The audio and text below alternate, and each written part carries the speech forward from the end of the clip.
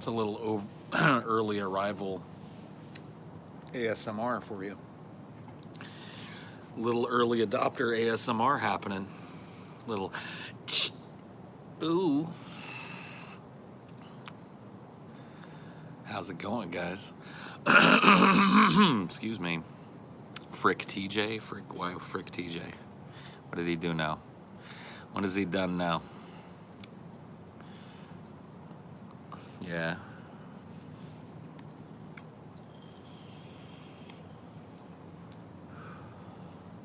I was broke, now a young nigga flexed up. Paul likes saltvor. Saltvor?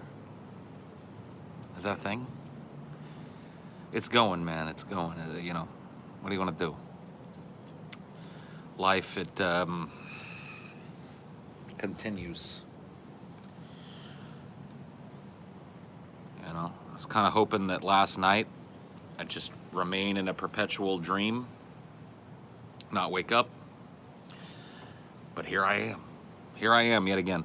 Another one of these days.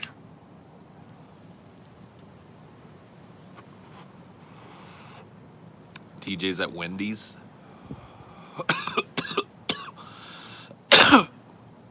Good for TJ. TJ knew you were gay in a 2009 chat you had with him. Oh. Why didn't he ever tell me it? I guess you can't really come up to somebody and be like, you're not straight, when they're all closeted and shit. Hey, my cardinal friend is down there. Man, he's pretty. I love it out here. There's like a little family of cardinals that lives in this tree over here somewhere. And I get to watch him do his thing. He's down there looking for worms because it's been raining. Show bird. I don't know if I can. I can try. Might take a second. I don't know how much you guys are going to be able to see. Let's see. See what we can do. See him down there? Oh no, he just flew. I moved too much. Well, you guys suck. I guess you got a little glimpse of him, but I moved too much and spooked him, and he pieced the fuck out. The Cardinals are awesome, man. They're fun to watch. They're really pretty. There's a whole family of them around here somewhere.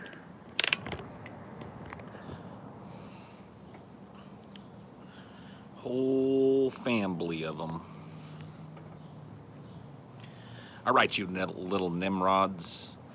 Time to start administering some discipline. That's what I like to hear from my mods. That's what I like to hear. Don't take no shit off of these kids.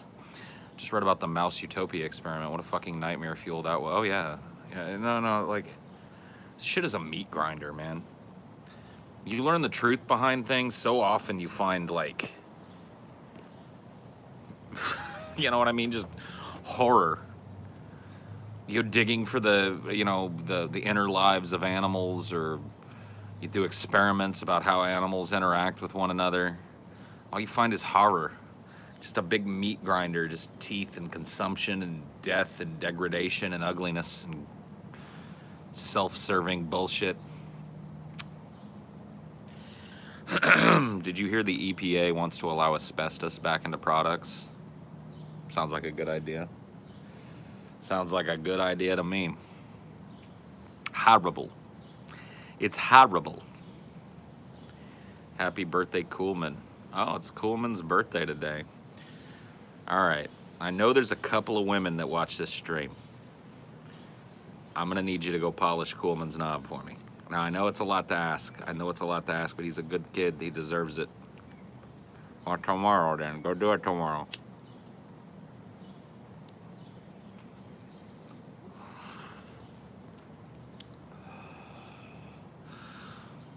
I know it's a lot to ask, but it's his fucking birthday. Go give him some dome. Give him some sloppy toppy, dude. I'm not a girl, but I'll polish his knob and his rim. Oh, well, I mean, yeah, if, you know, never mind, ladies. Got some plans for the DFF Discord for your birthday. Oh, cool. Damn, Coolman's throwing himself a party on the Discord. He's bi. All right, good. He's bi. Go rim him. Give him the rim of his life, dude. Give him the rimming of his life. Will you make an honest woman of Ashley? Never. Never.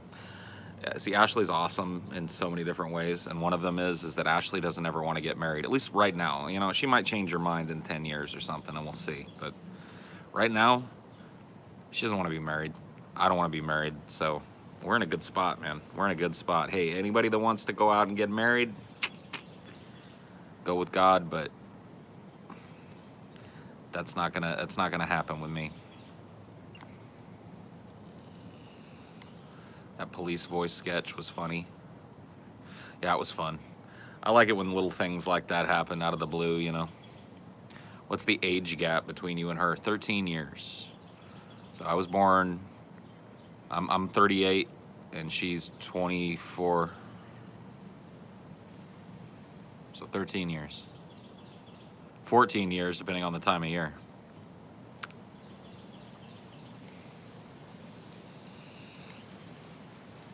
"35 and never married." Yeah.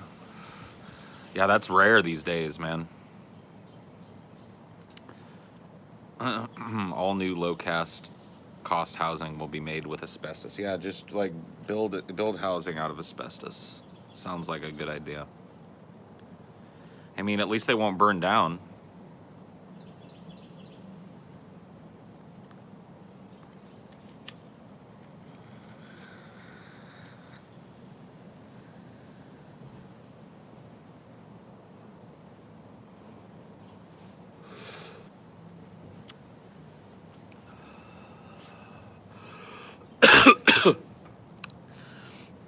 Dude, there's no way Mundane Matt has flagged more than the manatee.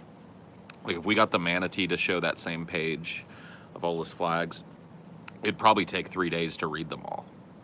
Like, he's been, well, see, that's the thing, is like, we would have to have that page for all of his accounts, though, because you gotta understand, Mundane Matt is one thing, but the manatee has existed on 90 different accounts that are all banned now. There's no way to figure it out, but I guarantee you, the matinee has flagged more than Mundane Matt. Doesn't make it, you know, doesn't make what Mundane Matt did any less retarded, but he just didn't have time. Like, you gotta imagine, Brett Keane has been false flagging since 2006. Mundane Matt was still like 10 years old in 2006. You know what I mean? Unless he's way older than I think he is. I don't know, how old is he?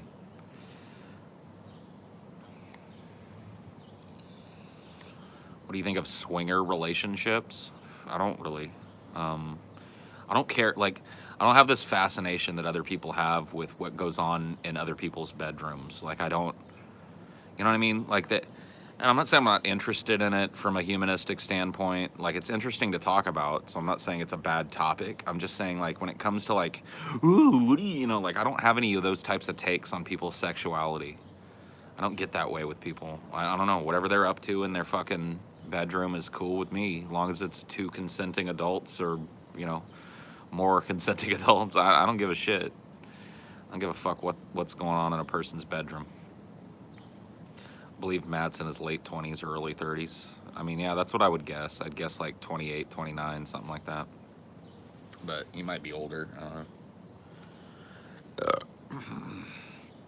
Finally got notified. Hello, Pual. Hey, how's it going?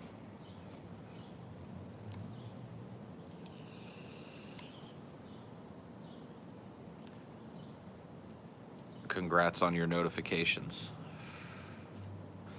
TJ's streaming while driving. That can't be a good thing. That sounds like a terrible idea. The internet expects everything that entertains them to also be applicable to porn. On the internet, it kind of is, though. I could live anywhere in the world, probably. As long as it was relatively westernized. Like, I'd probably have a hard time integrating into a totally different culture. But I have a feeling I'd settle right into any kind of European nation. You know what I mean? The UK would probably be really simple for me to settle into. I don't know.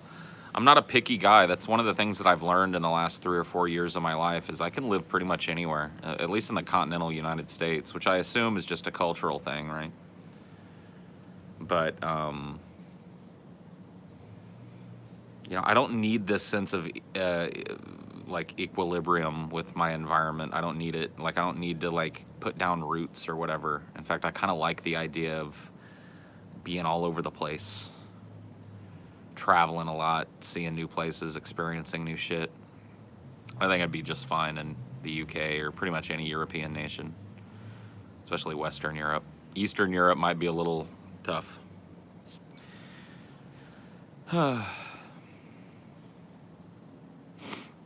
Aside from the UK, where would you live in Europe if you could live anywhere else aside from the UK? Amsterdam, probably.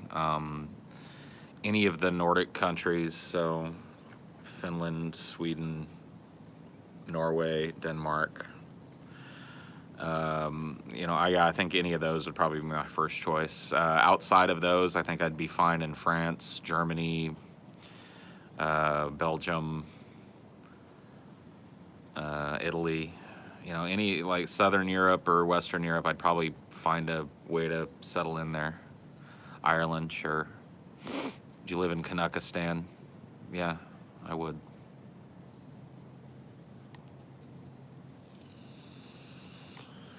Now, what TJ should have done is he should have called me and been like, hey, Paul, I'm going to Wendy's. You want anything? Did I get that call? You guys see me. I've been streaming. Was that call made? No. No, that call was not made. I could have eaten a Baconator. Could use some fries and a Frosty. Okay? Didn't even think of Paul. I guarantee you, in the entire driving to, purchasing, consumption, and driving home, TJ didn't even think of Paul's ego one time. Didn't even think till I go, hey, maybe Paul's ego hungry. Maybe I'll bring him a Baconator. He's at home alone. His girlfriend's at work with the car. He's stuck. He's stuck there. You know what I'll do? I'll bring him that Baconator. I'll call him up and see if he's up and around and hungry and see if he wants a Baconator. But no. No. No one ever thinks of Paul. No one thinks a kind thought about Paul's ego. I love these pity party things that I do. They're fun to do. Like a pity party is always fun. Like nobody likes a pity party, but I'm telling you, man, engaging in one, being the guest of honor at a pity party, I see why people do it. It's really nice to sit there and go, you know, like think of yourself that way. You know, it's just an eternally oppressed thing that nobody pays any attention to, you know. It's a useful thing. It feels good. It lets you point the finger at other people, you know.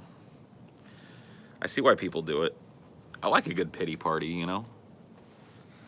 You can't engage in them all the time. You can't be having a 24/7 pity party, but oh, I got a super chat, yo. Oh shit, let me check it out. Have you? Yeah. In ContraPoint's uncle video, she mentioned the concept of internet self-harm. It's where we prove to seek out things online to make them feel bad. Have you done any research into this? I have not. I think I've heard of this. Like, kind of, it's like maybe an offshoot of masochism, but it's way more psychologically focused, where people will. Yeah, they'll use the fact that you can find pretty much anything on the internet, and they will find things that intentionally they know are going to hurt their feelings or psychologically cause them pain in some way, and they'll just watch that shit. But beyond that very cursory explanation, which may or may not be right, I don't know anything about it, but it's an interesting topic. I've seen the video you're talking about, but I didn't really look into it anymore. I remember her mentioning that.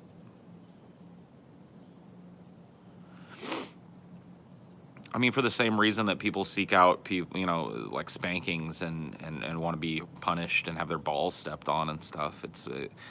There's a psychological bent to all of it, but this one is purely psychological. But I have to imagine that it's based in the principles of masochism. Like, people like to, you know, there's an element of being degraded that some people like. there's an element of being abused that some people enjoy and they seek it out. And that's why these BDSM relationships exist. But there's an element of self-harm too that people are into that I think needs to be examined. Cutting and stuff like that.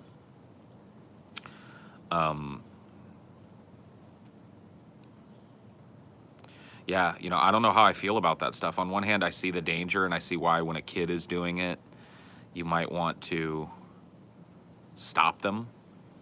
But on the other hand, a lot of cutters cut, you know, make very shallow cuts. It's not an expression of a desire to cut deeper. It's something that, you know, like helps to relieve psychological pain in them. The expression of that physical pain, that drawing of blood on themselves helps them. So it's like, you know, you look at it as a self-destructive behavior, but you have to have some kind of understanding of it.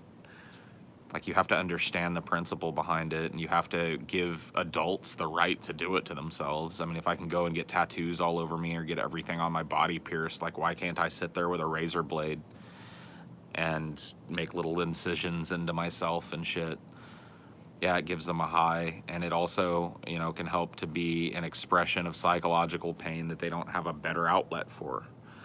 And thinking like, oh, well, they should just find a better outlet. That prescription that you're giving these people is just so ignorant of all the pain that's behind what they're doing. So I'm not telling people to go self-harm. I'm just saying I have an understanding of why people do it. I've never really done it myself. I had a period of time when I was like a teenager, like a young teenager, where I started like pulling my own hair a lot. I have a really like tender head. It hurts to brush my hair. And so I started like, I'd grab hair and I'd pull it. But that didn't continue. I haven't done that in years and years and years and years, decades. So.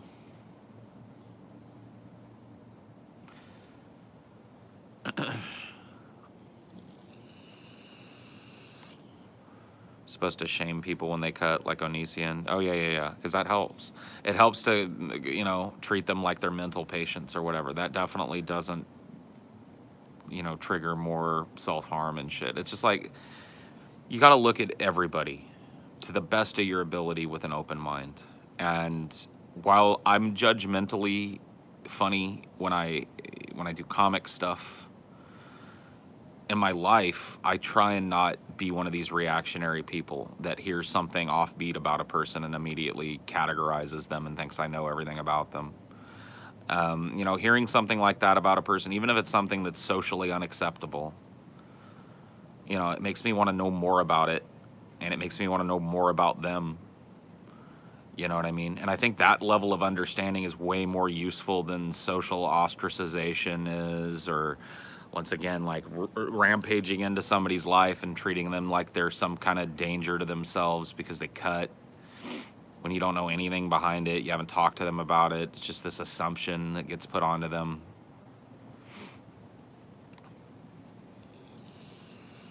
Yeah, I didn't pull hair out of my head. I would just pull hard enough to cause myself like sustained pain.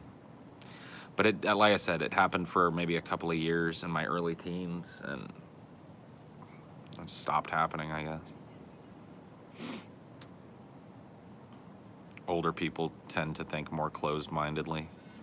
Well, I think that's sad. I hope I don't, you know, as I continue to get older, I hope that doesn't happen to me. I hope at least, if anything, I'm able to hold on to my ability, like my willingness to sit down across the table from somebody and have a conversation with anybody and listen to what they have to say.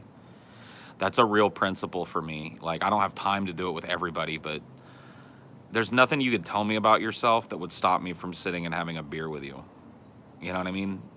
Like, even if it's reprehensible and horrible, I still feel like you deserve to be listened to at some point. I'll hear you out. I might not agree with what you're doing and stuff, but like, I'll hear the words that come out of your mouth. I think that's an important thing.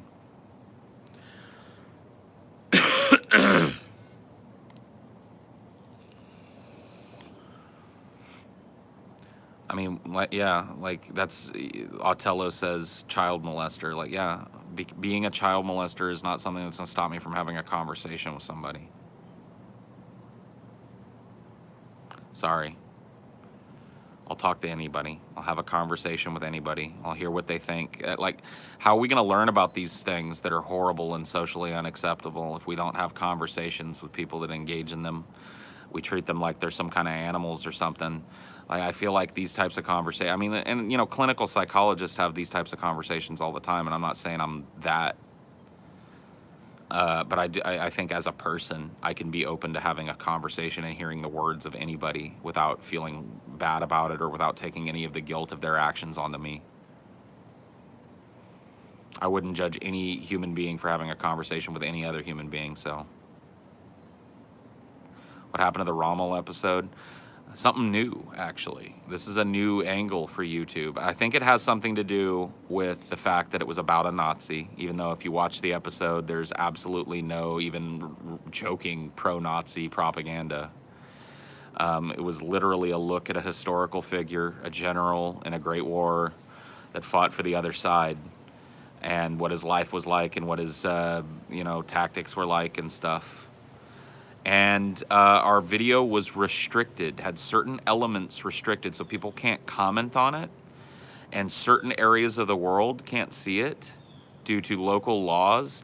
So, and YouTube says that this was due to user reporting, which I think is total bullshit. I think it was automatically flagged because it had Rommel in the title. This was never made public, so this video was a private video. It's a Friday episode, so never made public.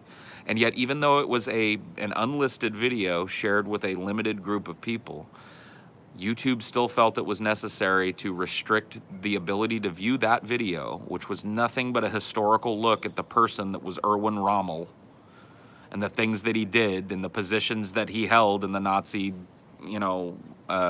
military structure, the tactics that he used, quotes from him and this, that, and the other thing. There was nothing like Hail Hitler. There was no pro-Nazi anything in there. It was just a look at Rommel. And YouTube thinks that even an unlisted video that was never shared publicly still needs restrictions, like letting those unlisted folks that get that link not comment on the video and not allowing people who have the link for that unlisted video in certain parts of the country to see it, due to user reporting, a video that was never public and was made for the very people that were watching it as part of their perks. User reporting. Bullshit. See, this is just reason number 9,000 why it's time to jump ship. And it's not time now. We can't do it now. But anybody that's actually thinking about doing this for a living needs to think about how they're going to do it outside of YouTube. Because more and more YouTube is becoming a platform where people like us that just speak our minds and make content that is a little irreverent and shit, we're not wanted here. They don't want us. You guys all in here, the 293 or some odd of you guys that are watching me now, that, for whatever reason, even if it's to come and watch me make an ass of myself, if you like this type of content, people that are making this type of shit, and Deep Fat Fried, and Cinema for Cynics, and all these other podcasts, and all these other little properties, DP, and, if you're still a fan of both properties or whatever, I'm talking to all of you. This platform, the days of you being able to get this kind of content on this platform are numbered. And you better start thinking, like, as a group of people that consume this shit, where's the next place? How's the next delivery system? How am I going to keep in touch with these people that I really like their fucking content? You know what I mean?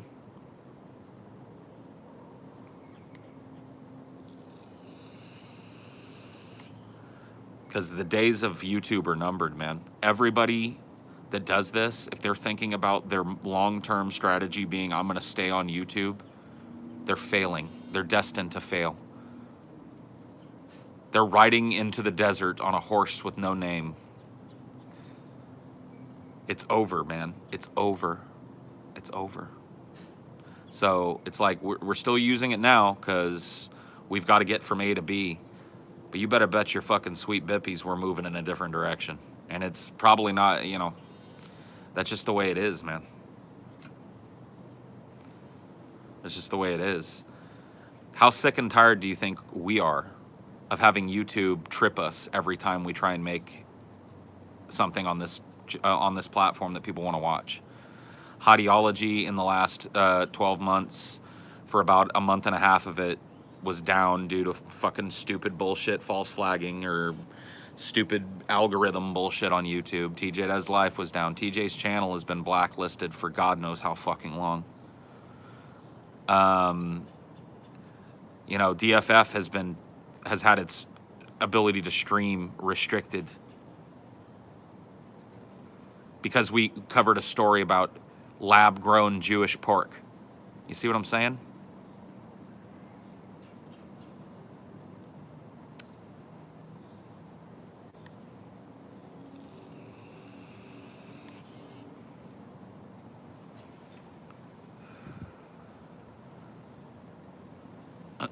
Did you know that your Rommel episode was also banned in all of Europe for a separate reason unrelated to the sensitive content warning? Yeah, why?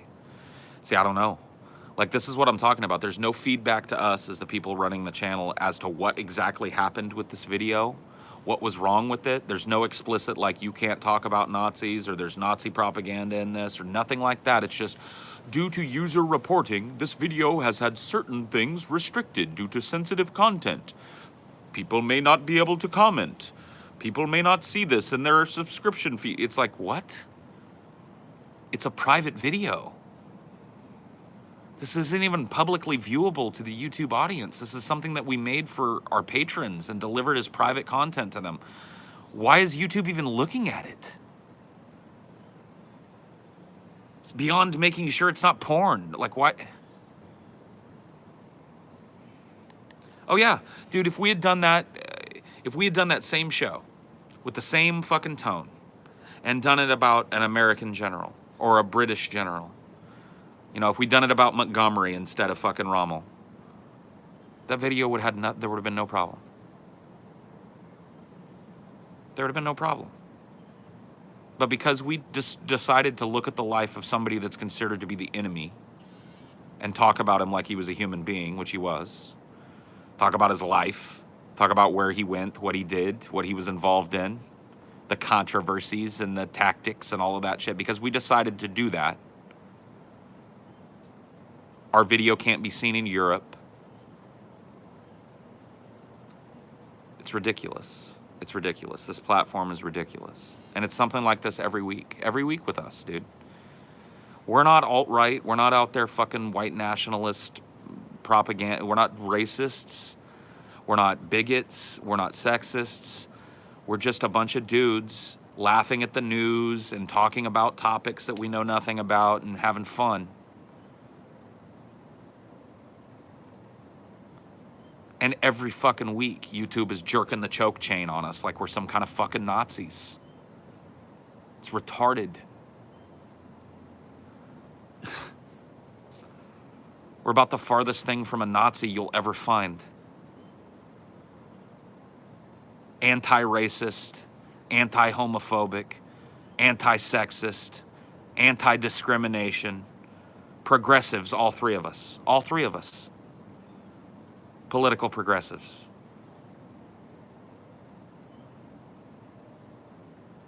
And they're stomping on our nuts?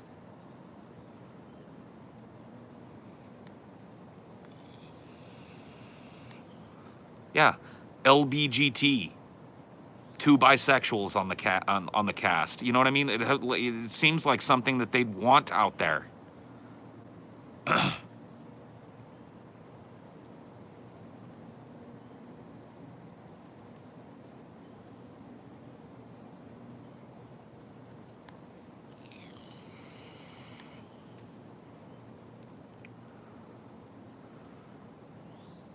Had my Twitter locked yesterday, so I emailed Twitter about it, and they told me they don't look at emails, so I found a number. It told me that they don't use it.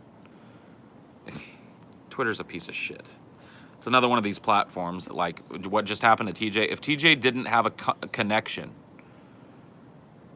that was able to kind of basically get right to the top of Twitter, he wouldn't have his account back. It'd just be gone. Nobody gets their account back. It's, you know how rare it is for Twitter to outright ban an account and then just bring it back? Doesn't happen all that often. So TJ was just lucky that he knew somebody who knew somebody who knew somebody that got word all the way up to the top.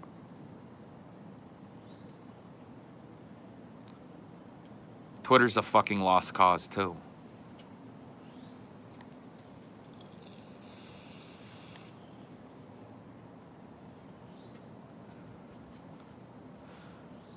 YouTube let Logan Paul get away with a dead body video. He willingly removed it.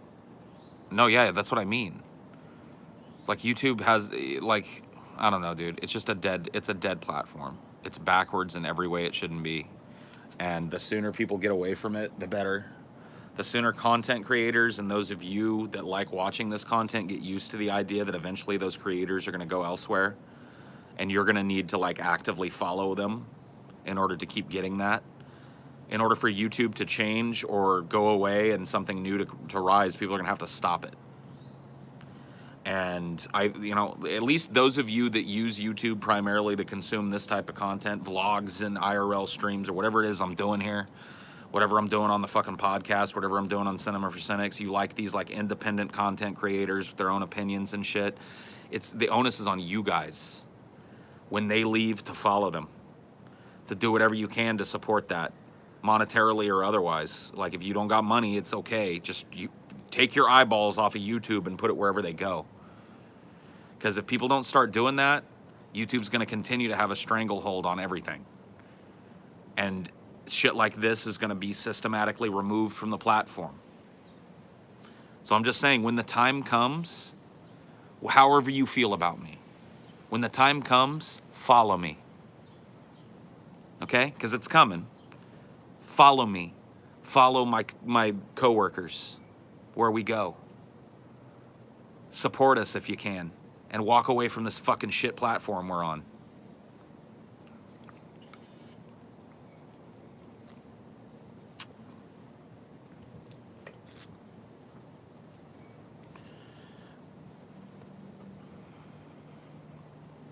That's what I'm saying.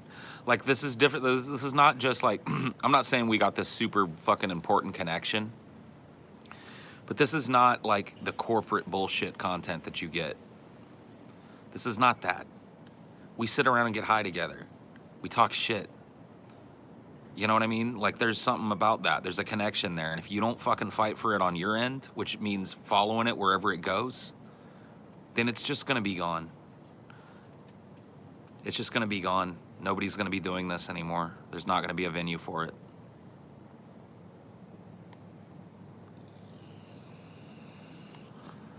I don't think DTube is the answer. It requires people to buy into crypto at a time when crypto is just like tanking. You know what I mean? It's not a good answer. But it's coming. You guys are going to hear it from me one day. It's over. I'm leaving this place. Me, my friends, the guys I work with, we're going. We can't do it anymore. We can't even use it as a host. We're going somewhere. You guys are going to hear that. And the day that you hear it, the onus is going to be on you to make it work. Because if you don't come, if you don't bookmark it, you don't follow us where we go, it'll fail.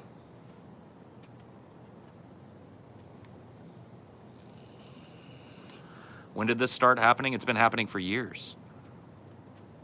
I've been working primarily with YouTube as a platform for the distribution of my work for about 4 years now, going on 5.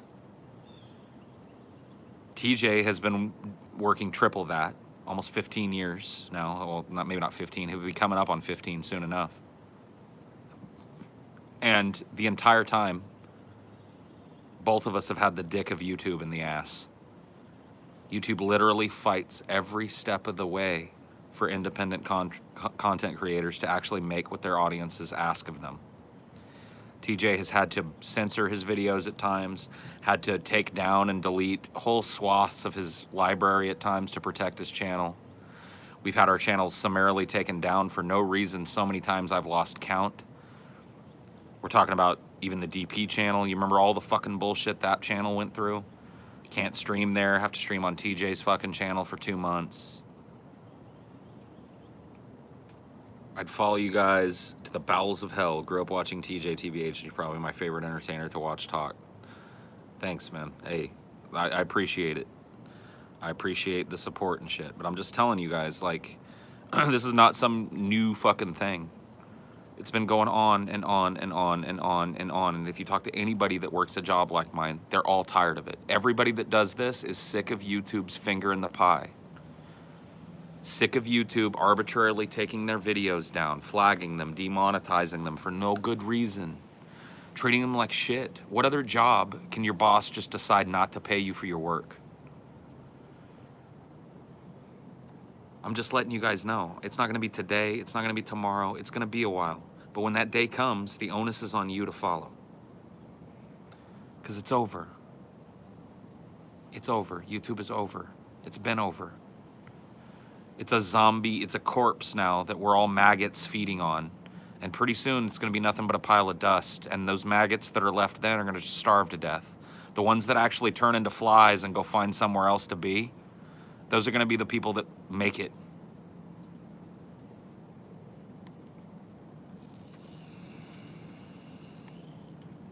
Where are you moving? I don't know yet. We don't know yet.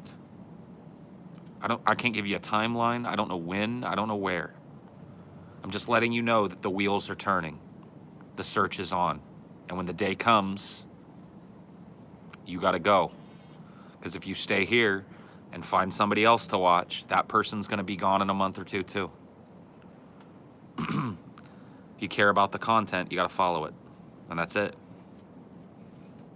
I won't harp on it anymore because, like I said, I don't have any hard information to give you guys. I'm not trying to be nebulous. I'm just letting you know. The days are numbered. The shit with that episode last night, and it's a perfect example of it. A perfect example. We make a straight-laced fucking historical episode about a Nazi general where we talk about his life, his tactics, his involvement, and it gets restricted to the point where it's not even useful to our patrons because it was hosted on YouTube. It's over. It's over, y'all.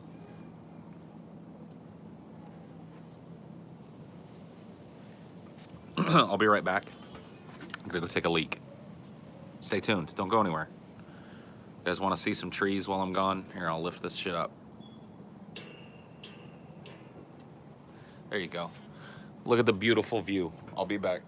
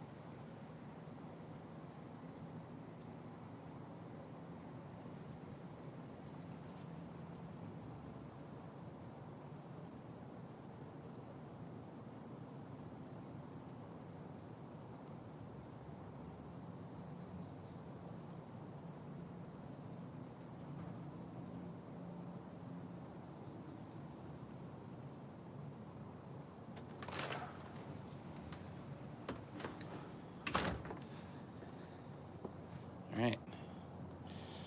Dude, 20 of you or so didn't even listen. Like 20 of you fucks didn't listen. 20 of you. Sure took a while. What? I had to take a leak.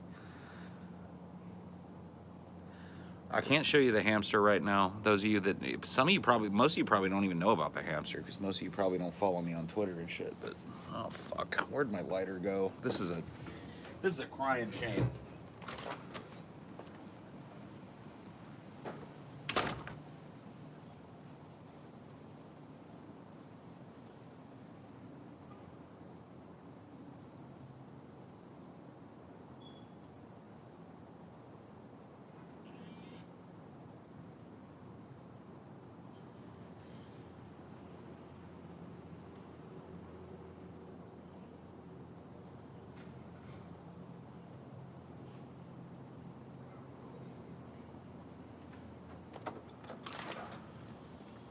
All right, we found it.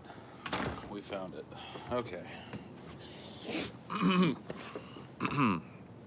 But yeah, we have a new little friend that lives with us. His name is Posty.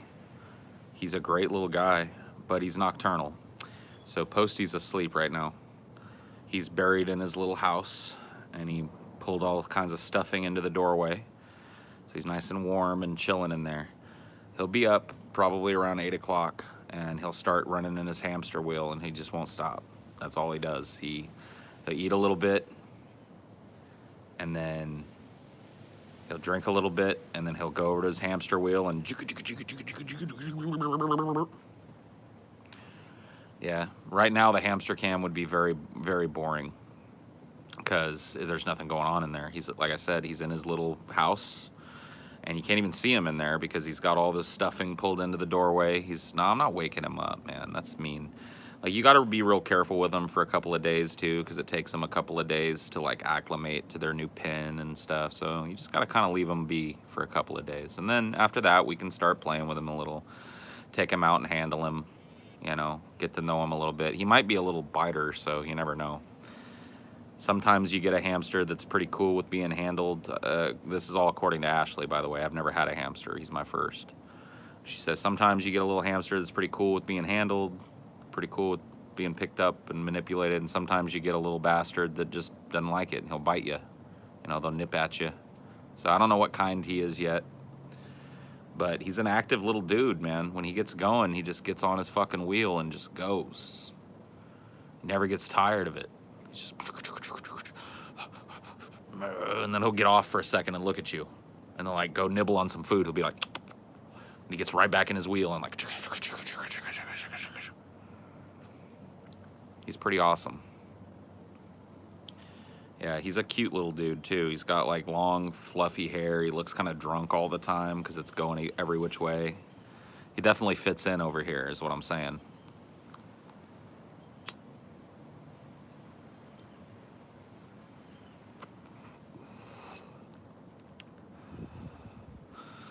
He's got balls that are like 28% of his body too.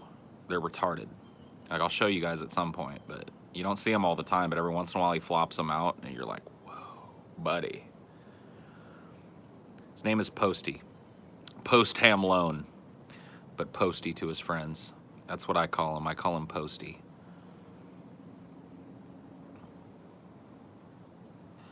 I have 2 female gerbils, and they're really sweet, but they do not like to be held. Yeah, it just depends.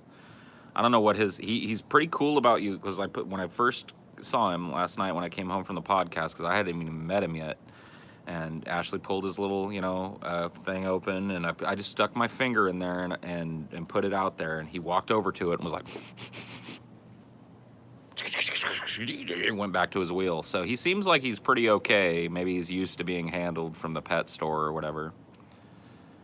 So I don't think he's going to be super against it, but we'll see. We're going to let him chill out for a while. But yeah, he's a busy dude. He's got shit on his mind. He's got places to go. Why'd you get it? Why do you think? I'm gonna let you guess, Toast Woozy. I'll let you guess. Does he keep the nuts? Yeah. You don't get your hamster fixed, so he's just gonna have big bowls. Big bowls. Yeah. Some of you have got the right answer. Let's just put it that way.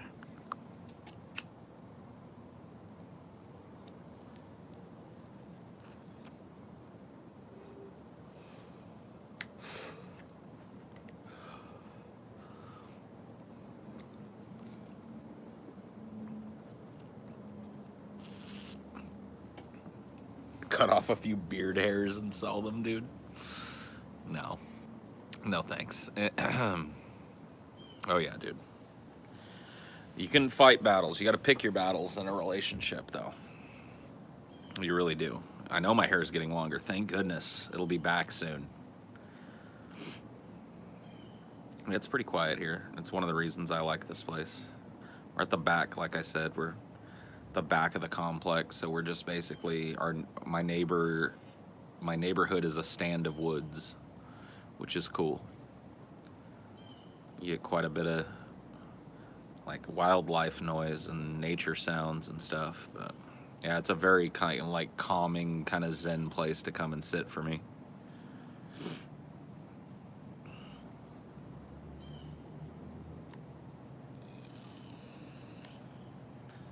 Get a human pet. Where do they sell those? Which pet store has those?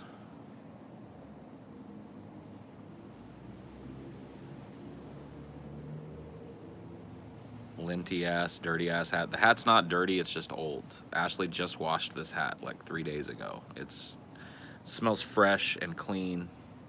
It might be a little linty, but I can't, it's just an old hat, man. What do you want? Like, I'm not trying to flex. I'm not trying to wear my brand new hat with the tag still on it anymore. I just like the hat.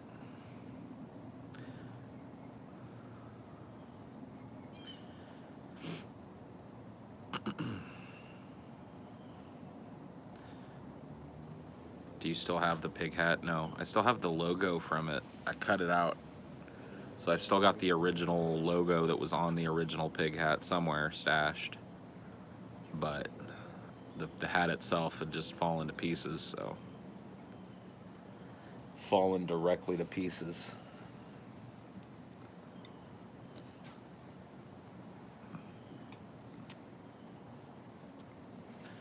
Put TJ's girlfriend's lizard in the tank with your new hamster and see who wins. They'd probably just be friends, honestly. Like, Nova's chill. Like, really the only thing that has to worry about like itself around Nova is like a worm. If you're a mealworm or something, yeah, Nova's probably looking to eat you, but if you're not, Nova doesn't care. I don't think the lizard could eat the ham. The hamster itself is like at least twice the size of the lizard's head. But yeah, Nova's not going to go after a rodent. Nor does Nova have a real defensive strategy. Like, even big animals that come up to her, like, she'll notice them and be like... But I've never seen Nova, like, lash out at anything. She just doesn't care. Yeah, Nova would probably... It would take a long time for Nova to even notice the animal was in there with her, because 90% of the time, Nova is like this. Sitting on her rock with her face turned up towards the sun lamp thing. That's what she does. She just... And so, like, Posty would probably just go run around in there, and it would be a while before Nova even knew Posty was in there with her. Posty wouldn't care, I don't think. He don't give a shit about nothing. Like, he was coming right up to the glass, like Dinor was looking at him last night. We put his cage down on the ground so Dinor could look in. And Dinor was all excited, not like he was wanting to hurt him or anything, but he's just like, oh, it's a new thing, it's a thing. You know, Dinor doing his Dinor thing, but Posty was just like running his wheel, and he'd come out and he'd go right up to the grate and like look Dinor right in the eyes and was like, back to his wheel. He doesn't give a shit. So I think they'd probably get along okay.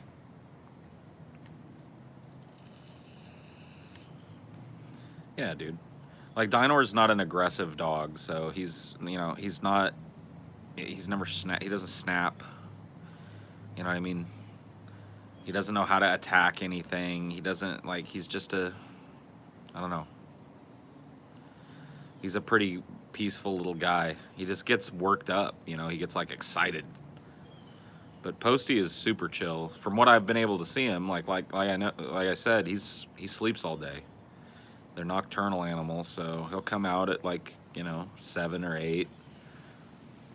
Start running in his wheel again and shit. But during the day like this, Posty's basically not there. He's hibernating.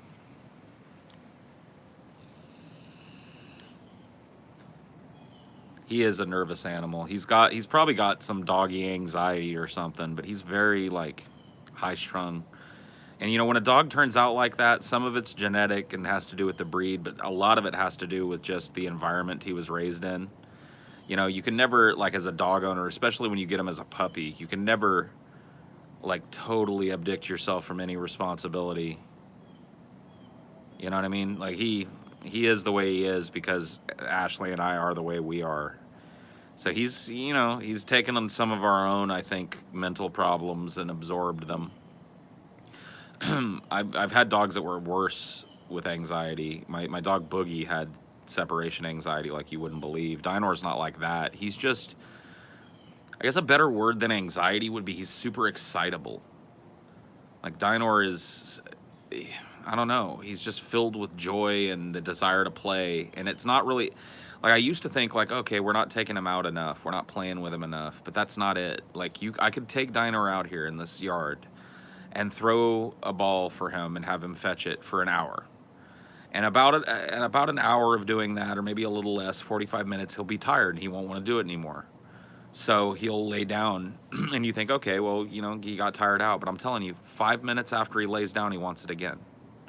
So I could spend my whole day out there doing nothing but throw the ball with Dinor. And he'd be happy with that, but I would get nothing else in my life done, you know? So it really has nothing to do with the game, though. It's just he's excitable. I don't know. He gets really overworked and worked up about the littlest thing. Like when I was feeding him earlier, right? So I took him down. He peed and pooped this morning in the rain. I bring him back up, and it's feeding time. You know, it's time for breakfast for him. So I filled up his water. I gave him a scoop of his normal food, and he's pretty fine. He's sitting there like at attention, though. Like doesn't even go for the food, though. Then I go to the bottom drawer because I always like to give him a little treat or something with his meals. So I get him a little rawhide, which is his favorite shit. And as soon as I go for the fucking drawer, he's like, oh God. You know, he's like all sitting there at the drawer and like getting up on his hind legs so he can see into the drawer. You know what I mean? That's Dinor. He's just like, and I give him a, you know, I don't give it directly to him. I put it in his bowl of food and he looks at me for a second, then he looks at it in the bowl of food, and then he's like, he goes over there and grabs it and runs off in the other room and starts rolling around with it and shit. Like Dinor he's not like a dog. Like a normal dog gets a rawhide, they're excited. They're like, yeah, rawhide's good, thanks. Dinor, it's like he does cartwheels, you know, he does backflips and shit. Dinor does some tricks. He knows how to stand up, sit down, lay down. He knows quiet, even though he's not very good at it. He can shake with one paw. We've been working on the other one, but every time we do shake, he gives us his right paw. He doesn't know how to do his left yet. He knows speak. So he knows some tricks. Spin. We can have him get on his hind legs and do a little spin. So he knows some tricks. He's a smart guy, but he's just a really excitable little dog. I don't know what else to say about it.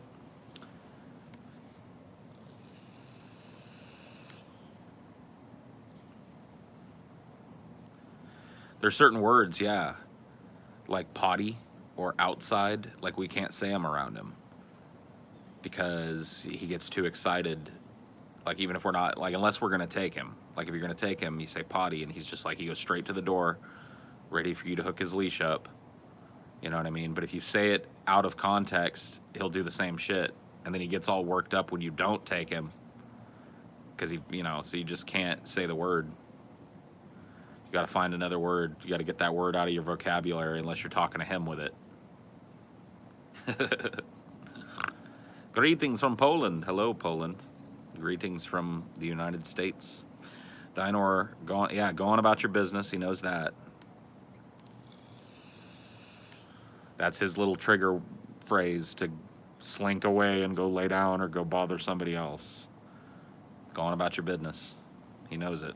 Like I say that to him, he immediately walks away, you know. So he knows, like finally, he's 3 years old or about to be 3. I can't remember. I think he is 3 now. Finally, at this point, we've established lines of communication, which is really what the problem was with him all along. Is like it took him a long time to learn his place in the hierarchy and shit. But now I've got a bunch of phrases that when I say them to him, he knows exactly what they mean and what's expected of him when he does it. When I say it, you know what I mean? So That's, you know, it's a much more harmonious living environment now. Like, I can guarantee you right now, he's sitting right at that door because I'm out here. And if you want proof of that, watch. Hi, Dinor. Hi, buddy. Want to come sit with me for a little bit? Want to come out here? What do you got in there? You gonna bring something out? You got your bone? Yeah, you got your bone, huh?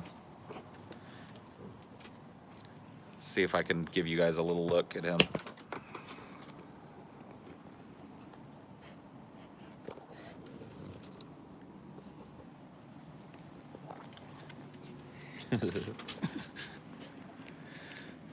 See? He's got his rawhide that I was talking about earlier that I gave him. His favorite shit. So that's Dinor, and he's trying to hand it to me because he wants me to like throw it or play with it. Like, look, he just put it in my lap, and now he's sitting there with this like look of expectation. All right, hold on. Let's show him some tricks. If you're gonna do this, you're gonna do some tricks. All right. Let's show these people I wasn't talking shit. Let's go inside. Let's find some light. Okay? Let's find some light. Where's the switch for this fucking light? That's in there. I'm still not used to all this bullshit yet, so you'll have to forgive me. Let's see. Fuck, man. All right, we'll just do it in here. Come on in here, bud. Get the hall. We'll do the hall. Yeah, let's do the hall. All right, come on. So here's our Dinor. Bump, ba, bump, bump, bump. Let's go this way a little bit.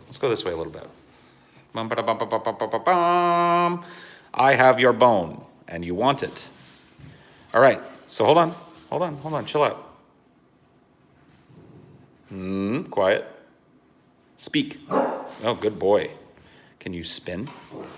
Can you get up and spin? Yeah. That's good. Can you, hold on, can you shake? Can you shake? Shake. Good boy. All right, good shake. There you go. What a good boy. He's good boying. See? He's good boying.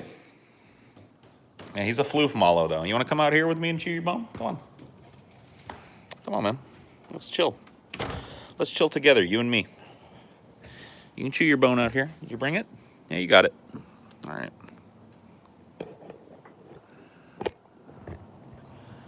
There we go. He's not a dumb little guy. You know, we could teach him other things too. Chelsea was just starting to work on, because the way you do roll over with dogs is first you get show me your belly. And so they roll over on their side and let you rub their belly, and you work that for a while, and then once you've got show me your belly, then you can start roll over. You start pushing them over, roll over. You know what I mean? He could do all that shit. He's good. He's good.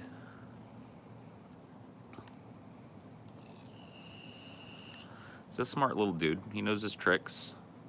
Like I said, we've got lines of communication now. So, you know, when I was talking to him when we came out here, by the way, like, I'm not claiming that he understood every little thing I was saying or the sentences as a whole, but there were little key phrases in there that let him know what was up. When I said, hey, you want to come out here with me? You want to chill? You can bring your bone. Like, he knew outside, chill, bone. You know what I mean? And so he knew what I was trying to tell him, like, hey, do you want to come out here with me and bring your bone? And so he did that. He's laying here with his bone and chilling.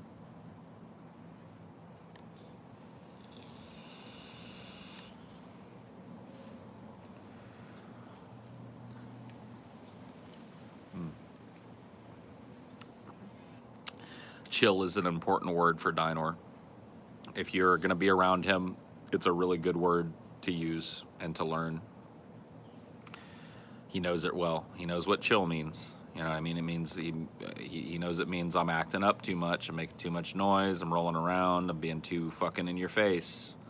He knows what chill means. Teaching a dog to count isn't super hard. Yeah. Oh yeah, you can teach dogs all kinds of crazy shit. You think your gang of animals could disable a hostile if you taught all of them to go after the sensitive part? Dude, Dynor, no. See, Dynor's he's a lover, not a fighter. He doesn't know how to fight. He doesn't know how to defend himself. He's not really all that well equipped to do it, even if he wanted to. Like, a bite from Dynor would be negligible to anybody. You know, like, he's not a fighter, man. He's not bred that way. He's the victim of, you know, generations of selective breeding to make dogs less dangerous and more fluffy and portable. You know what I mean? So he just don't got it. And he doesn't like it. He doesn't like aggression, you know? He doesn't like being yelled at, and he doesn't like when other dogs get snarly with him and stuff. He just wants to leave. He wants to be by himself when they do that to him, you know? He's got a very sweet nature. He's a sweet-natured little animal.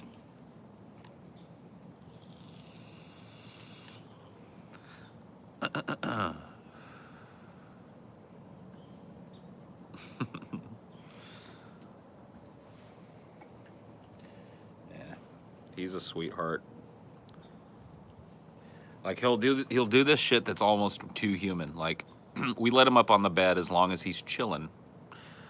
But sometimes we'll be sitting there in bed together and we're watching TV, or she's reading and I'm looking at my phone or whatever, and he'll come up and he'll be in, like, I want to freak out mode and start rooting around in the blankets and rolling around. And I'll usually give him a chance. I'll be like, chill one time, and he'll do it for a second, but if he keeps it up, he hears the dreaded, get down. That's all I say. Get down. Go. And what he'll do is he'll get up immediately and, like, be like, oh. And he'll go to the end of the bed, like where my feet are, and then curl up there. And I'll be like, no, get down. And he'll literally grumble at me. He'll be like, and he'll get down. So it's like way too human. You know what I mean? He's like genuinely pissed off that I'm making him get down. Doesn't want to do it. He's giving me flack for it, you know.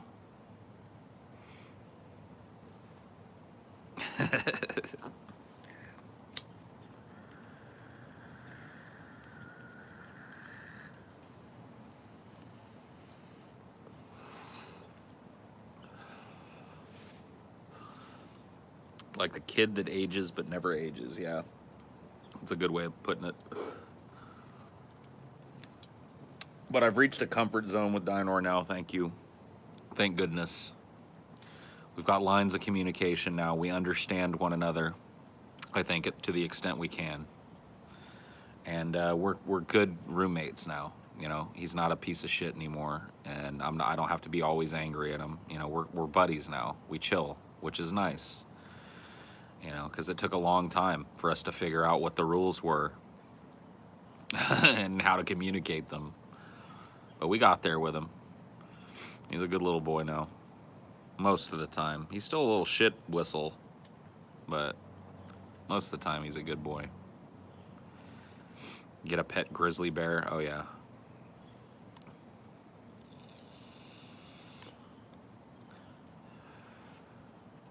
Oh, yeah, you guys did see a lot of it, didn't you? You guys remember the earlier days of Dynor being a fucking holy terror.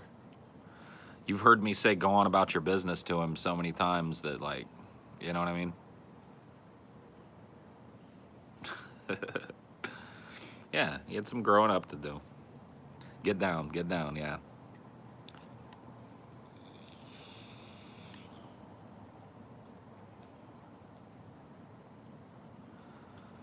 Your husky's the most stubborn dog of all history. Oh, dude, yeah, I believe it.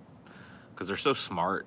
I've never owned a husky, but I've been around huskies before, or husky mixes, and they are assholes, man. Not in a terrible way, I'm just saying. They're way smarter than your average dog, so that they test you more, you know? They test you. They know how to, they know the basic principles of your psychology, and they know how to get under your skin. They're trolls, man. Did you get him in Texas? Yeah, we got him in Texas. So we got Dynor, actually, Ashley's little sister, her dad had 2 puppies that was having a litter of puppies, and she sent us pictures of all of them, and Dynor was the only one that wasn't white and fluffy. Like the two parent dogs are about this big, like about a little loaf of bread, and white, like little Bichon looking dogs. And he's like this, he's twice the size of his brother and sister, his two little litter mates. And he's covered in this long shaggy fur, and he's black and brown and white and all. And Ashley was just immediately like, oh my God, we gotta get him. Oh, he's so cute. And I was like, all right, let's go meet him.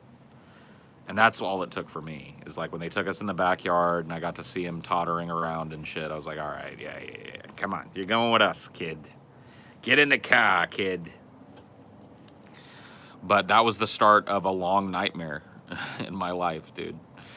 The beginnings of the nightmare, because as a puppy, Dinor was insufferable, man. He was awful. He was just a shitting, pissing, chewing, whining, never satisfied machine of destruction. And like, you know, Ashley and I had just started living together, so we're learning the ropes of that. You know, we're going through all of that, like, here's how I am, here's how you are in a living situation shit, with the addition of this whining, crying, chewing, barking, pissing, shitting nightmare beast keeping us up all night. You know what I mean? 3 a.m. We'd have to take him down. He'd shit, and then like at 4 a.m. we'd come out. He would have shit again, this time in the house, and we take him down to piss again.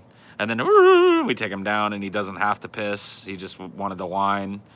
So we get back up, and we try and fucking put on some music in the room so we can ignore him for a couple hours and get some actual REM sleep. But then he's clawing at the door. So I take him down again, and he shits. But I come back up and I step in a puddle of cold piss from earlier that apparently during the last hour he did. So I mopped that up and I put him back in his crate. It was just awful. It was 100% awful. It was, you know what I mean? And once we got through that phase, it became more manageable. Oh no, dude. See, this changed, like, I think having Dinor around actually changed how, and it's a good thing. I think it changed how Ashley felt about having children, because when we first got together, she didn't want to have kids then. It would have been retarded. But, you know, she was talking about like, yeah, you know, when I get a certain age, I want to have kids, you know, I want to be a mom and all this stuff. I think Dinor killed that in her, that's a good thing. Because she saw just the insane amount of responsibility and time and all that shit that she had to pour into him. And was like, oh yeah, times that by 10. You know? So yeah, I think, because honestly, it wasn't until we got Dinor and we'd had him for about a year that I started hearing out of Ashley, you know, like, I don't really want kids. I don't think kids are a good idea. I was like, oh, good. Because I can't have them. That works out.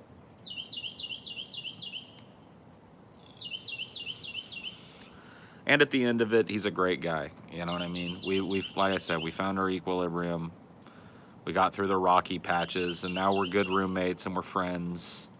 You know, we have good times together. So you go through the bullshit and you end up with a companion, you know. But I'm telling you, dude, after Dinor, and I don't even like to think about it, but eventually Dinor is gonna die. Once he's gone, I don't want another puppy. I'm not doing puppies again. I've done, like, look, dude, I put in my puppy work. I've put in the puppy work. I had Boogie, who was a nightmare. I had Yoshi and Koopa, who were both nightmare puppies at the same time. And I've had Dinor as a puppy. I'm done, dude. I've raised enough dogs, okay? I don't want it anymore. So we're, like, after Dinor, if there's another dog, we're gonna adopt somebody that's like a year old or 2 years old, that's been in a no-kill shelter or something, that's socialized with other dogs, that's potty trained already. You know what I mean? We're gonna adopt somebody and bring them in and learn to be friends right away. Because I want to do the puppy shit. Like, the puppy thing is, it's bad news. All the way around, it's not good.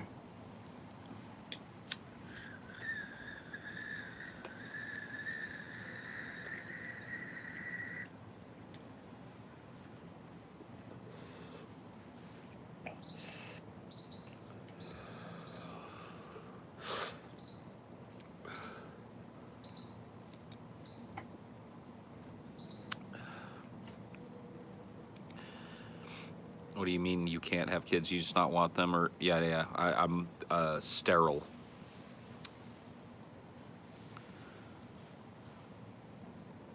So yeah, I can't have kids. I wanted kids for a while. I look at it as kind of a blessing in disguise now. Sorry, I'm really stoned. I zoned out.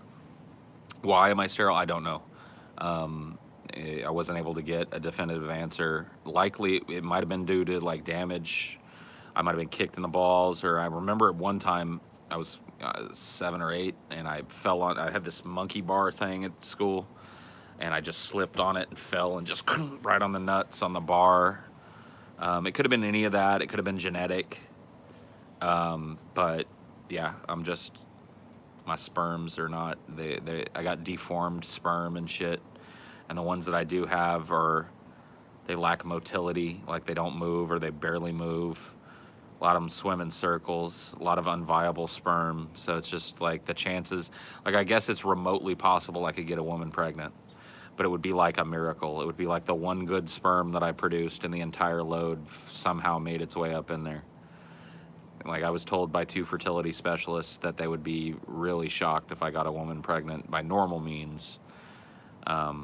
I fit all the criteria for just infertility. Yeah, I don't use protection. I mean, I don't use condoms. There are other modes of protection that you can take, but I don't use condoms. Yeah.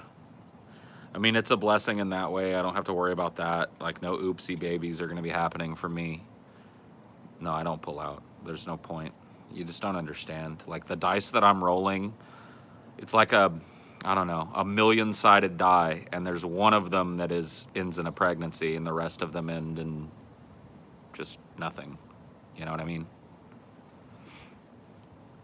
There's just no point to pull out. Like, it's just a stupid idea. Like, it's not gonna happen, and I'm fine with it. I'm actually, I like the benefits that come with it, and I don't want to have children, so.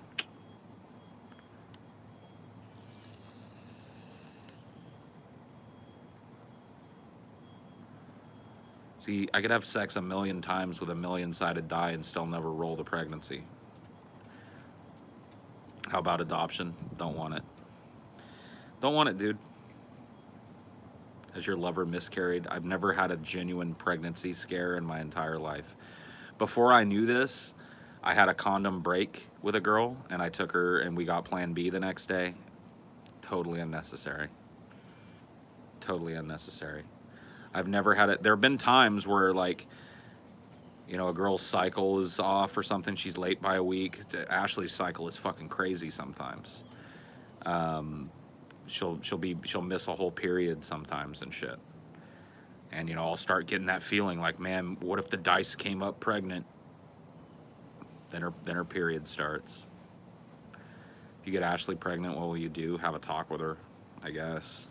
Decide what we're gonna do. Decide what the best course of action is, and go take it. I don't know.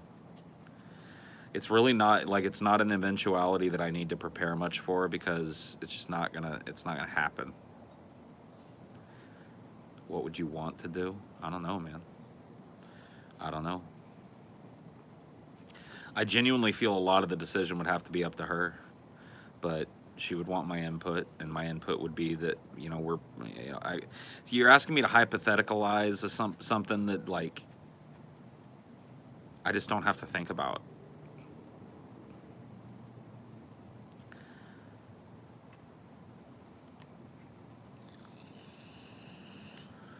I'm sure Ashley would be a good mom. I'm sure I would be a good dad. I have no doubt in our ability to do it, to do an okay job at raising a kid. I just think that I'm way too selfish, and that Ashley would say the same thing. I like to spend my money on myself. What discretionary income I have, I like to spend it taking vacations or whatever, you know what I mean? Going places and doing things, and all that shit goes in the back burner if you have a child. You know what I mean? Then your whole life is that child. You don't spend $1 without comparing it against the dollar that you could spend on the child. I'm just too selfish, man. I need to see the world. I need to experience things. I want to go out and do things and go places, to the best of my ability. And if you have a child, you can't do that. Unless you make a lot of money, you know what I mean? But I don't know that my future is filled with a bunch of dollar bills and shit. Like, there's really no, like, it would be, I think, kind of irresponsible for me to have a child at this juncture in my career, because there's no stability to it. It could end tomorrow. It could end the next week. You know what I mean? YouTube could just pull the rug out from under it and it never recovers. And then, you know, I'm working a normal service job and raising a kid on that kind of income. Fucking good luck. I'd be on government assistance working at a Starbucks. That's not a good life for a kid. You know? That's not a good life for a kid. Career? I mean, what would you call it, Jason? What would you call it? I've been doing it for 4 years. I'm making steadily more and more income and building a business around it. At what point do I call it a career? At what point will you go, okay, career is an okay word to use? Like, get your quotation mark and ass out of here. Shoo. I've supported myself exclusively on this for 4 fucking years. I think that counts. I have no plans to do anything else, so I think this counts as a career.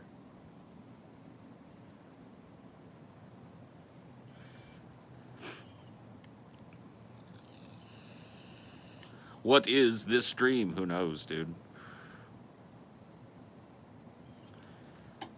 Since I'm not sure if you're going to stream tomorrow, my birthday gift I want from chat is to donate some of their money to the Pediatric Cancer Research Foundation and help the kids. That's a cool, dude. Yeah, go do that.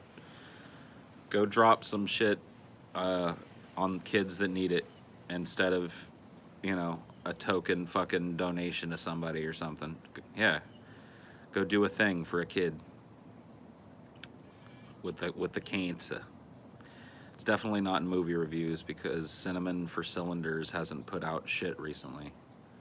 Yeah, that's true. You got me there, bro. You got me there.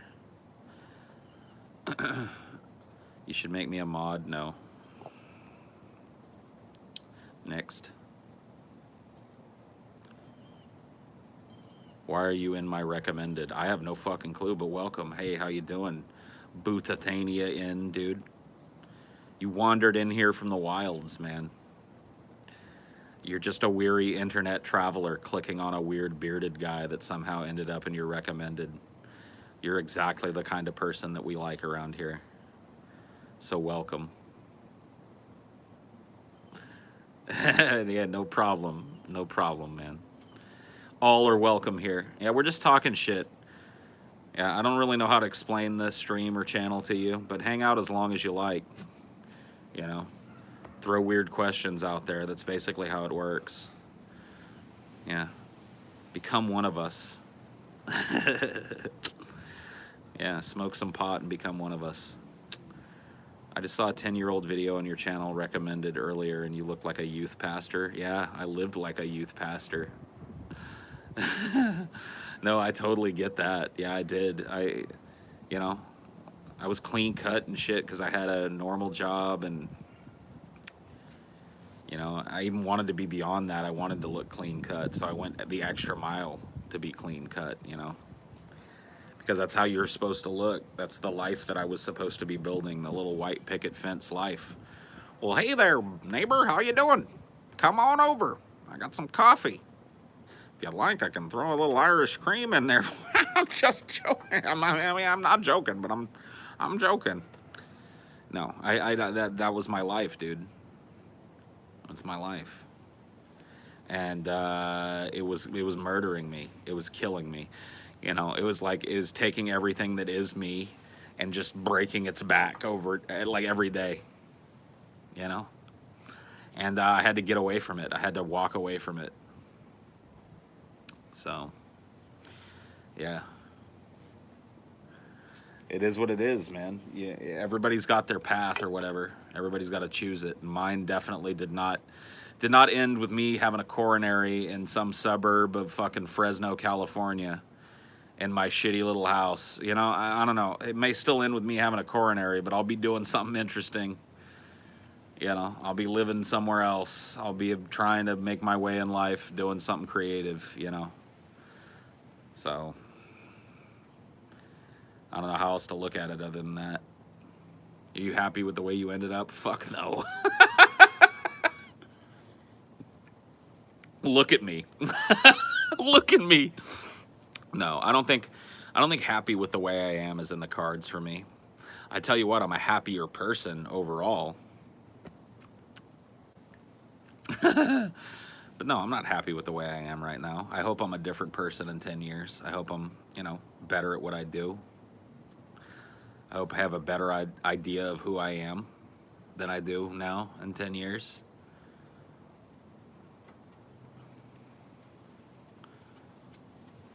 The title is literally Mood Bad, if that gives you an... Yeah.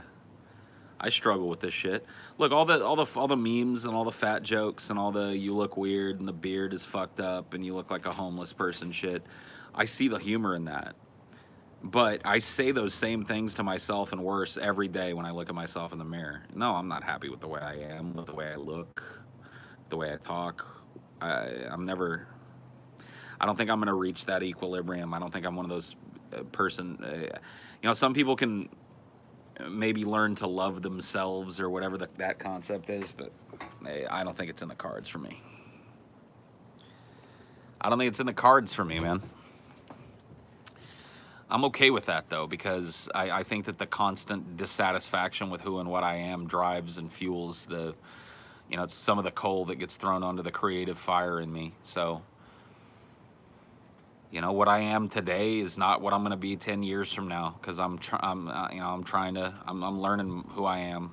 I think what you see now is closer to who I am than if you were to go back and look at videos from 10 years ago on this channel. You go look at younger Paul. A lot of people have this conception when they look at those old videos, like, look, yeah, Paul had his life together. He was happy and well-adjusted and articulate and smart and had his own place and, blah, blah, blah, blah, blah. Now look at him, I think they're just ignoring the fundamental truth of who I am and shit. Like, you're not seeing a dude that's happy when you look at my old videos. You're not seeing a dude that's well-adjusted. You're not seeing any of that. You're seeing a dude that's trying desperately to fit in to a world that just had nothing for him. He was trying to be something he wasn't. He was living every day, on a fucking mountain of lies that he'd built about who and what he was. You can say what you want, man. Maybe I am dumber and less articulate now. Maybe, maybe all that criticism is true. But I can tell you one thing. I don't feel like I'm in prison anymore. I don't feel like I'm trapped in a life that isn't mine anymore. So I feel like I'm responsible and I'm making my own way and I'm doing something that fulfills me. So all of those things I can't look at as anything other than positive. If those positive changes led to some negative thing or a personality change that somebody doesn't like, there's nothing I can do about that, man. There's nothing I can do about that. I am what I am.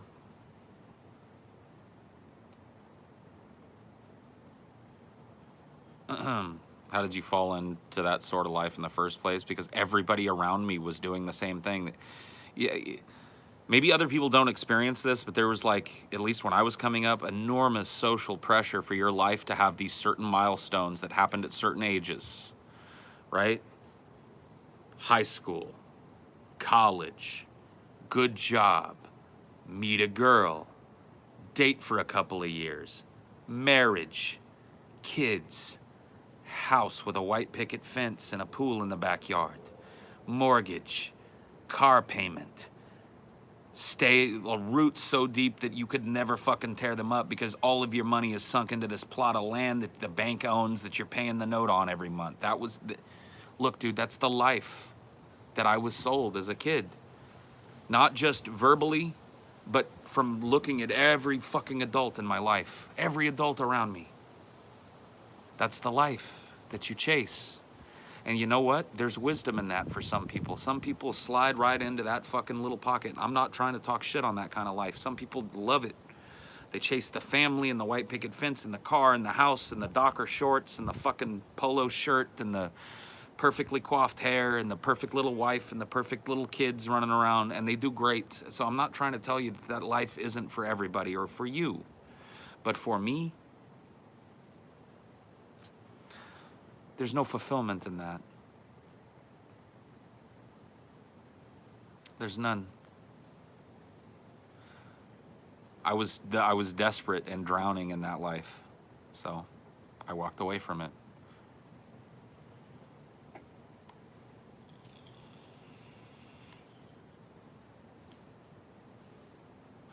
Oh, I did have a pool. The house that I bought in that shitty little town had a pool in the backyard. I used to swim laps in it. It was awesome. It wasn't a huge pool, but it was a nice pool. You could get 4 or 5 people in there, swim around, kick your fucking feet up in the summer. I had it all. I had the life. A little garden in the backyard, 2 dogs, working on a kid, marriage, professional wife with a really good job. I had a really good job. Nothing but upward growth. I had it, man. Little house. Beautiful little house. New cars. New clothes when I needed them. Nice little pool I could go float around in the backyard naked if I wanted, because who fucking cares? Why did I throw it away? Because it was drowning me. Because everything that I built on the backs of somebody else's expectations for what I should have been doing with my life. And I was drowning in other people's expectations for what my life should look like and be. I'd forgotten to ask myself what I wanted. What do you want to be doing? How do you want to spend your fucking time? How do you want to spend your energy? What do you want to do in your life? I'd never asked myself that question for 30 fucking years. It was all about, how do I do this? How do I get the house? How do I get the car? How do I get the fucking job? How do I keep the job? How do I get the marriage? How do I get the kids? Never asked myself, what do you want out of that fucking selection of bullshit? Do you want that life? Never asked myself that fucking question. I got no excuse for it. I'm 38 years old. Yeah, pay off the house, retire. Maybe get a little trailer and pull it around behind a truck and fucking go to the beach every once in a while and stay, you know what I mean? That's the life, the American dream. I had all that stuff. I had all that stuff and a lot of debt.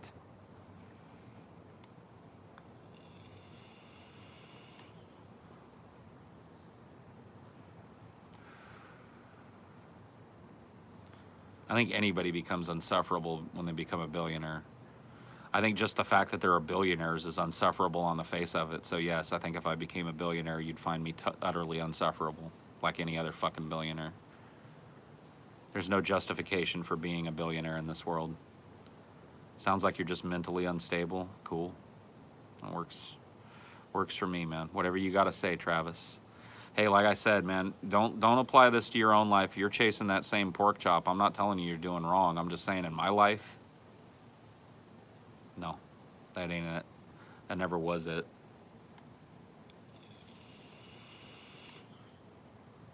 Spelled cool wrong, Coolman.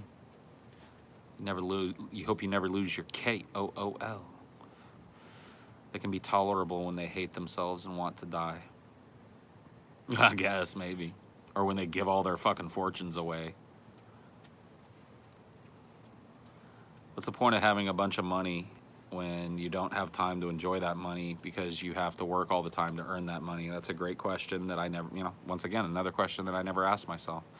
I had this job that, I wasn't making a bunch of money, but I was making a really good living, had really great benefits. And it was upwardly mobile, like I was making more money every year, more responsibility, the possibility of management that was looming. I could have fucking stayed at that job the rest of my fucking life and retired on it. Oh yeah, the school district job. I was in like Flynn over there, dude. I could have, gone back to school and gotten a couple of business degrees, and I could have run that fucking operation over there someday. Or been one of the higher ups and retired on that kind of income. But I would have been miserable. It'd have been like a cage. I have no regrets about that type of shit. I mean, I guess that's not true. I have regrets about how I left my marriage. There's no good way to do that, and I will always regret that day and the way that went down. But I didn't know a better way. I think any other way would have been just as destructive. It's almost like I had to throw a hand grenade into the life that I'd built with my ex-wife and walk away from it, walk away from all the devastation and leave her to pick up the pieces. I mean, that's really what happened, and that I regret. That I really regret, but I didn't know a better way. So, but as far as like regrets in terms of walking away from that, walking away from that lifestyle and pursuing something else, zero regrets. I'm not going to go into detail about it. It's not my story to tell because she's involved, and you'll just have to know that it was blunt and it was quick and it was brutal, and probably hurt a lot. But I'm not gonna talk about anything other than that. Not out of a shame or anything, but it's just not my, you know what I mean? I don't like her being involved in anything I do because she was always against it. And I try and respect her wishes. The thought that somebody might find out who she is and fuck with her at some point because of me is a constant specter in the back of my mind, because I just don't want that. I don't speak to her anymore. We have no contact as human beings. And recently on the subreddit, some dude put my dad's old blog that he dug up because my dad's got the same name as me. And so he's able to find my dad's blog, and he puts it up on the Reddit for other people to go look at. And my dad's in the same position. I don't talk to the man anymore. I have no control. I have no contact with him. He doesn't approve or whatever of what I do for a living. He doesn't think it's he just doesn't think it's right that what I do or whatever. But I just have no contact with the dude, and I don't want him fucking messed with by people. I don't talk to him, so why should he have to hear any bullshit from any of the people that watch me? It just sucks that people get that way when you kind of work as a semi-public figure. You do this kind of internet work. Like there are people that just can't stop, especially with me. I do these fucking streams all the time where it's like I'm sitting here and I'm answering pretty much any question. I'm getting real personal with you guys. I'm being real honest about who and what I am. But people feel like they want to go fuck with my family and shit. They want to go find my family members and fuck with them and send them nasty shit about me or things I've said. You know what I mean? Like, I don't know. I just hate that, man. I hate that that's an aspect of my life. I hate that people can't allow the private people that are in my life to be private people. My dad wants nothing to do with this shit. My ex-wife wants nothing to do with this shit. And I hate the inevitability of that. Because I know that one day I'm going to get a phone call, probably not from her, but from somebody as an adjunct, talking about some fucking stupid shit somebody sent to her work, or, you know what I mean? And I don't talk to her. I don't have anything to do with her life anymore, so it just sucks that people can't leave things alone.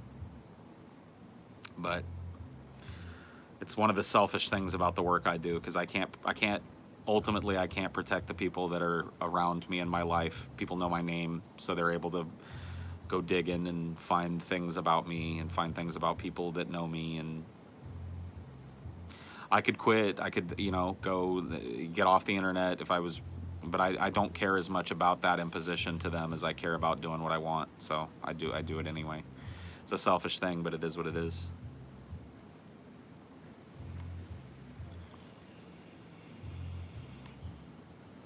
People should understand that you do have a real job. To me, there's no difference between you and the main. Well, tell that to people, because you can hear anytime I talk about having a job, there's some fucking idiot in the chat that goes, "What job? What job?" So I don't even really make that advocacy anymore. I've done it recently, and it just brought me no fucking. It wasn't fulfilling at all to me to have that argument with people. So I just got to get over the idea that there are just some people out there that delight in the idea that what I do isn't work. They think they've got it figured out. They have this picture of me just laying around like a fucking whale all day and not doing anything for the money that I make. And no amount of me going, nuh-uh, is going to be, conducive to them understanding, because they don't want to understand. I think, if I'm honest about it, psychologically, not for all of them that do it, but for some of them it's based in jealousy, because they're working some shitty ball and chain job and they look at me, and I make my own hours, and I don't have a boss breathing down my neck. I do my own thing. I live at my own pace, and I work at my own time. You know what I mean? And they're jealous of that, and so they say, well, that's not working. You know, I quoted that in the fucking last stream I did, that Dire Straits song, I Want My MTV. And that's one of the most misunderstood songs in history.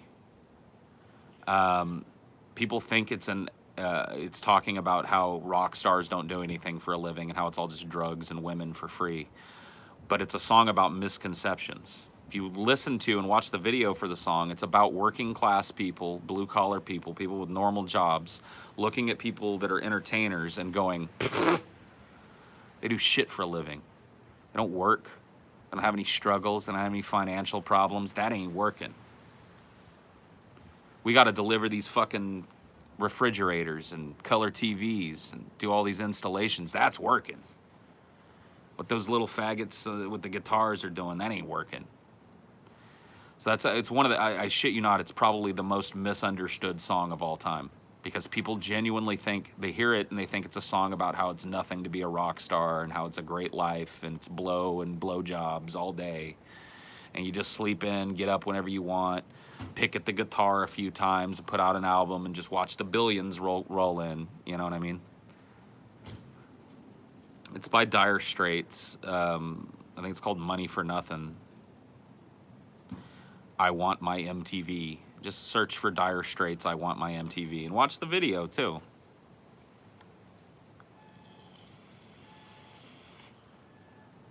But that's a mindset that will never change in some people. There are always going to be people that look at entertainers and see the benefits of being your own boss, which is, I don't have a boss telling me I got to work now. I do that for myself. So when something needs to be done, I do that for myself.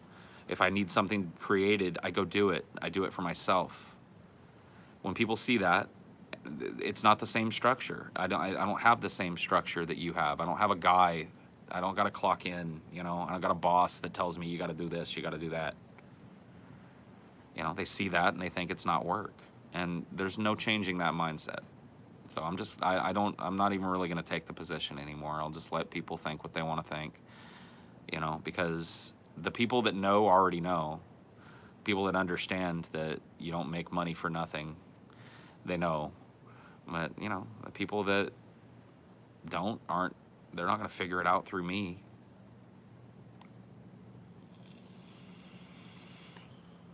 Like I did exactly, I pulled myself up by my boot. Like I did exactly what the American dream is supposed to do, what a lot of these people probably preach to people, which is if you want to do something, go out and do it. Make it for yourself. Go be a self-made person. Pull yourself up by your bootstraps. Climb your way to your dreams and all that shit. I'm doing that, but I'm not working. Okay. All right, then.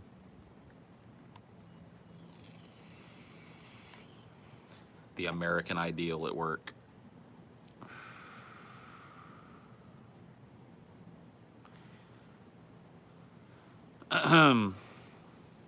I've worked on an assembly line, the food industry, background investigations in a lab, and try and write my own music on guitar. Writing good music definitely takes the most time and effort.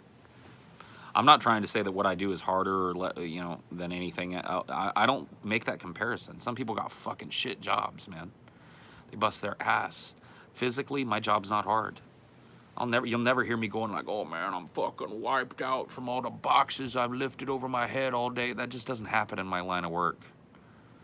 So there are jobs out there that are fucking crazy. I never try and take that away from people. I'm not out here trying to say that my job is the hardest thing in the world or it requires way more, of anything than your job does. The only principle that I'm standing on, and it's a principle that I'm not even going to fucking bother standing on in the future anymore because it's a waste of my time, is that it is a job. I work for my money,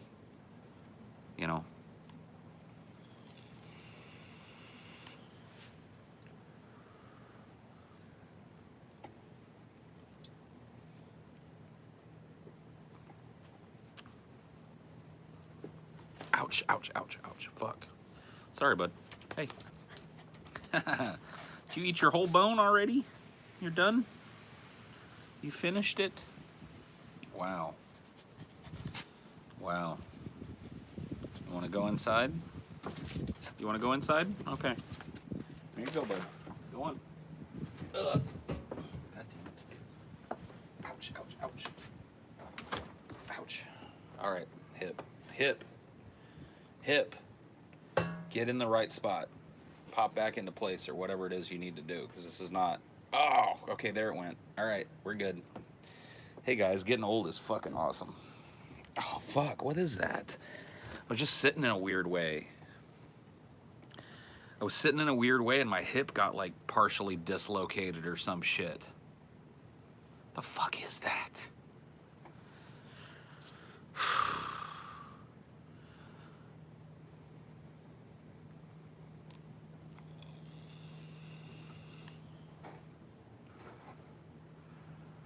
My hip is cooler than yours.